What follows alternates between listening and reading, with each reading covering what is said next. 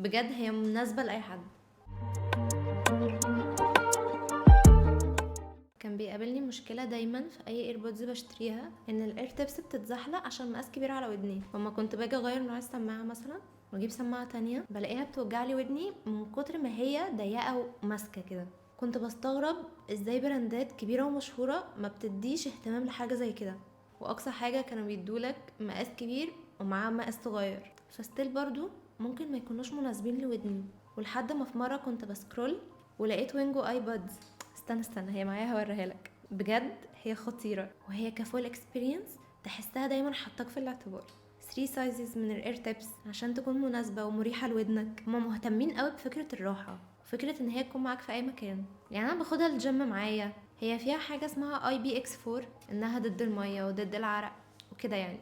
فبجد هي معايا في الشغل، في المواصلات، في المكالمات، في الجيم، والاهم هي فعلا مريحة. وبجد شابول وينجو على التجربة التحفة دي.